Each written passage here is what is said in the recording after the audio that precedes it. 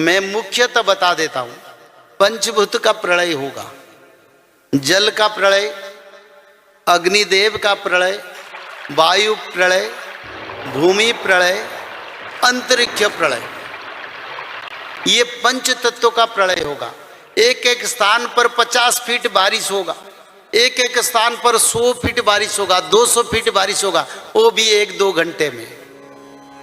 100 feet बारिश होगा तो मैदानी अंचल जो नीचे नीचे लोग रहते हैं नीचे में, वो लोग बह जाएंगे, और जिसके घर पर होगा वो भी घर तबाह हो जाएगा।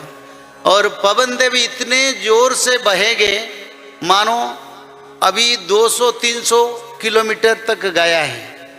600 किलोमीटर में हवा आएगा तो जो पहाड़ियां देख रहे हैं वो पहाड़ियां भी ऊपर में तैरेंगे। ऐसा समय भी आ सकता। घर में कोई कारण नहीं आग लग जाएगा, कोई कारण नहीं आग लगेगा, और आग के प्रभाव से जंगल जलेंगे,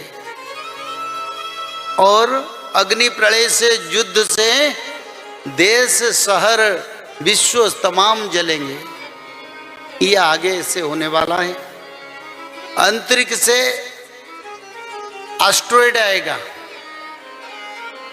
उल्कापिंड आएगा, गांव शहर जंगल सभी पर पड़ेगा और जलेंगे। 64 प्रकार का बीमारी, 64 जोगनी माता है, एक एक माता का एक एक बीमारी के रूप में 64 बीमारी आएगा।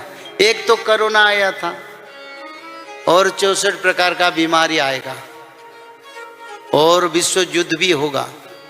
आटमिक वार होने के लिए लिखा है, उसमें बचने के लिए त्रिकाल संध्या, भागवत नाम, माधव नाम भजन, और कुछ नहीं, बस।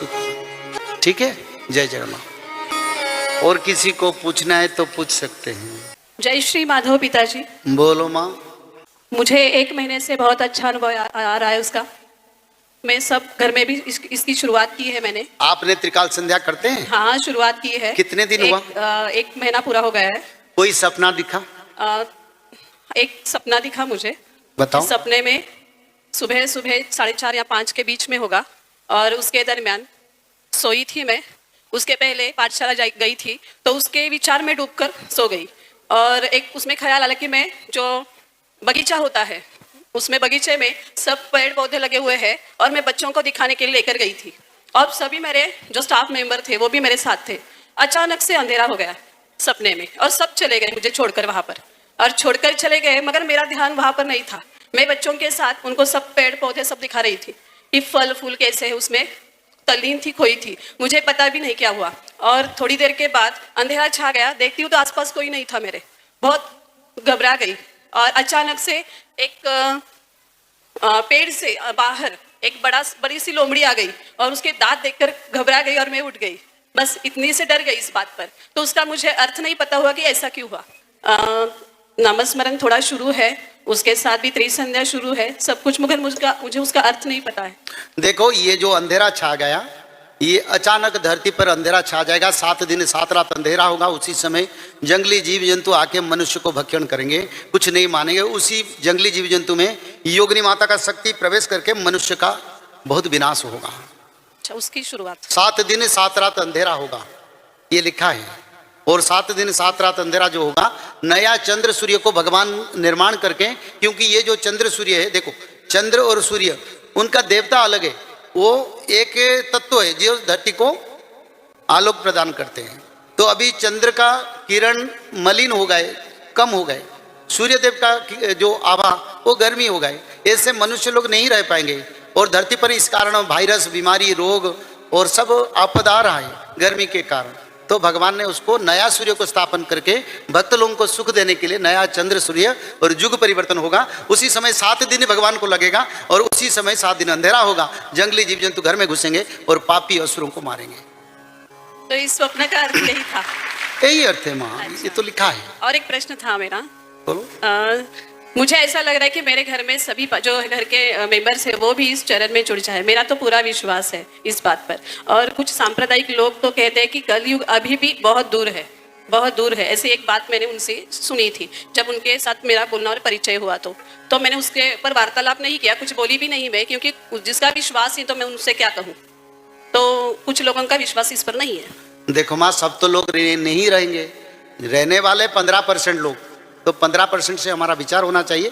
जो तर्क करते हैं इसके बारे में, जो उसके ऊपर कंट्रोवर्सी पैदा करते हैं, उससे मत बोलो। अच्छा, जो भक्त है उनको बोलो। अच्छा, वहीं पर रुक गई मैं भी, मुझे उनसे कुछ वार्तालाप ही नहीं करना था कि ये नहीं तो चाहिए। हाँ, धन्यवाद।